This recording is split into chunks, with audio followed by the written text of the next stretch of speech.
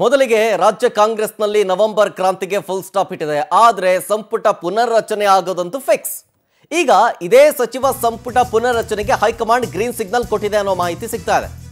ಅಂದ್ರೆ ಎಲ್ಲವೂ ಅವ್ರು ಅಂದ್ಕೊಂಡಂಗೆ ಆದ್ರೆ ನಾಳೆನೇ ಪಟ್ಟಿ ಫೈನಲ್ ಆಗುತ್ತೆ. ಈ ಬಗ್ಗೆ ಸ್ವತಃ home minister doctor G Parameshwar ಅವ್ರು ಕೊಡ್ತಾ ಇರೋ ಹೇಳಿಕೆ ಗಮನಿಸಿದ್ರೆ ಸುಳಿವು ಕೊಡ್ತಾ ಇದ್ದಾರೆ ಅಂತ ಅನ್ಸುತ್ತೆ. ಹೋಮ್ ಮಿನಿಸ್ಟರ್ ಇಂದಲೇ ಸ್ಫೋಟಕ ಹೇಳಿಕೆ ವಿಚಾರ ಸಂಬಂಧ ದೆಹಲಿಯಲ್ಲಿ ನಿನ್ನೆ ವರಿಷ್ಠರನ್ನ ಭೇಟಿಯಾಗಿ ಸಿದ್ದರಾಮಯ್ಯನವರು ಚರ್ಚೆ ಮಾಡಿದ್ದಾರೆ. ಚರ್ಚೆಯ ವೇಳೆ ಸಿಎಂಗೆ ಅನುಮತಿ ಸಿಕ್ಕಿರುವ ಬಗ್ಗೆ ಪರಂ ಸುಳಿವು ಕೊಟ್ಟಿದ್ದಾರೆ. ಸೋಮವಾರ ಏನೋ ಡೆಲ್ಲಿಗೆ ಬರೋದಕ್ಕೆ ಸೂಚನೆ ಕೊಟ್ಟಿದ್ದಾರಂತೆ ರಾಹುಲ್ ಗಾಂಧಿ ಅವರು.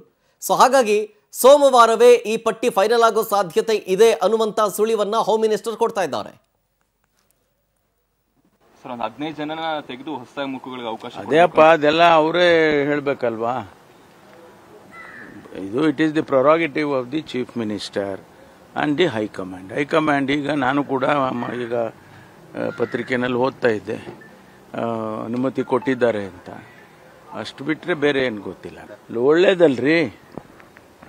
ಈಗ ಬಹಳ ದಿನದ ಬೇಡಿಕೆ, ಬಹಳ ಜನ ಮಂತ್ರಿಗಳಾಗಬೇಕು ಅಂತ ಅಪೇಕ್ಷೆ ಪಡ್ತಾ ಇದ್ರು.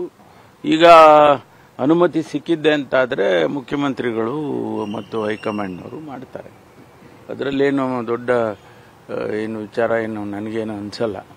ಸಿಎಂ ಡಿಸಿಎಂ ಇಬ್ರು ಡೆಲ್ಲಿಯಲ್ಲಿ ಇದ್ದಾರಲ್ಲ ಸರ್, ಎಲ್ಲ ಈಗ ನಾಯಕತ್ವ ಬದಲಾವಣೆ ಎಲ್ಲದಕ್ಕೂ ಒಂದು ತೆರೆ ಬೀಳುತ್ತಾ ಅಂತ.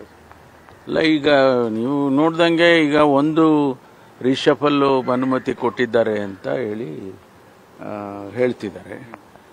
ಮಾಧ್ಯಮದಲ್ಲೂ ಹೇಳ್ತಾರೆ, ಎಲ್ಲ ವಿಷಯಗಳು ಹೊರಗಡೆ ಬರ್ತಾ ಇದೆ. ಅದಾದಮೇಲೆ ಬದಲಾವಣೆ ವಿಚಾರ ಏನು ಅನ್ನೋದು ನೀವೇ ಊಹೆ ಮಾಡಬೇಕು. ರಿಷಫಲ್ ಆದಾಗ ನಾರ್ಮಲಿ ಬದಲಾವಣೆ ಆಗೋದಿಲ್ಲ. ರಿಷಫಲ್ ಮಾಡ್ತಾರೆ ಅಂತ ಅದು ಒಪ್ಪಿಗೆ ಆಗಿದ್ರೆ ನಾಯಕತ್ವ ಬದಲಾವಣೆ ಇಲ್ಲ ಅಂತ ಆಯಿತು.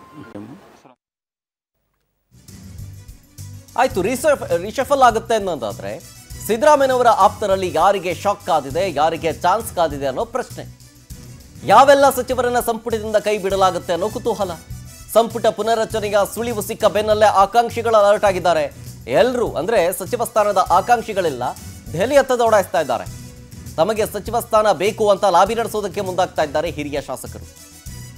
ಆ ಸಂಬಂಧ ಬೆಂಗಳೂರಿಂದ ಡೆಲ್ಲಿಗೆ ಹೊರಟಿದ್ದಾರೆ ಶಾಸಕ ಅಜಯ್ ಸಿಂಗ್. ಪ್ರಮುಖವಾದಂತಹ ಪ್ರಶ್ನೆ, ಸಿದ್ದರಾಮಯ್ಯನವರ ಆಪ್ತರಲ್ಲಿ ಯಾರಿಗೆ ಕೋಕು ಕೊಡಲಾಗುತ್ತೆ, ಯಾರಿಗೆ ಸ್ಥಾನ ಸಿಗುತ್ತೆ ಹೊಸದಾಗಿ ಅನ್ನುವಂಥ ವಿಚಾರ. ಒಂದ್ ಕಡೆ ಯಾರನ್ನ ಸಚಿವ ಸ್ಥಾನದಿಂದ ಕೆಳಗಿಳಿಸಬೇಕು ಅಥವಾ ಕೋಕ್ ಕೊಡಬೇಕು ಅನ್ನುವಂಥ ಪ್ರಶ್ನೆ ಲಿಸ್ಟ್ ರೆಡಿ ಆಗ್ತಾ ಇದೆ ಅನ್ನೋದು, ಜೊತೆಗೆ ಆ ಸ್ಥಾನಕ್ಕೆ ಮತ್ತಾರನ್ನ ತಂದು ಕೂರಿಸಬೇಕು ಅನ್ನುವಂಥ ಚರ್ಚೆಯೂ ಕೂಡ ಆಗಬೇಕು. ಸೊ ಹಾಗಾಗಿ ಚರ್ಚೆಗೆ ನಮ್ಮ ಹೆಸರು ಇರಲಿ ಅಂತ ಓಟದಲ್ಲಿರುವಂಥ ಶಾಸಕರೆಲ್ಲರೂ ಕೂಡ ತಮ್ಮ ಸಚಿವ ಸ್ಥಾನ ಆಸೆಯನ್ನ ವ್ಯಕ್ತಪಡಿಸ್ತಾ ಹೈಕಮಾಂಡ್ ನಾಯಕರ ಮೊರೆ ಹೋಗ್ತಾ ಇರೋದು, ಜೊತೆಗೆ ಲಾಬಿ ನಡೆಸ್ತಾ ಇರೋದನ್ನ ಒಂದು ಕಡೆ ಗಮನಿಸಬಹುದು. ಅದರ ಭಾಗವಾಗಿಯೇ ಶಾಸಕ ಅಜಯ್ ಸಿಂಗ್ ಡೆಲ್ಲಿಗೆ ಹೋಗಿದ್ದಾರೆ. ಅಲ್ಲಿ ಹೈಕಮಾಂಡ್ ಮಟ್ಟದಲ್ಲಿ ಲಾಬಿ ಬಳಸಿ ತಮಗೆ ಸಚಿವ ಸ್ಥಾನವನ್ನ ಗಿಟ್ಟಿಸಿಕೊಳ್ಳುವಲ್ಲಿ ಯಶಸ್ವಿಯಾಗುವಂಥ ತಂತ್ರಗಾರಿಕೆಯನ್ನ ಎಣಿತಾ ಇದ್ದಾರೆ.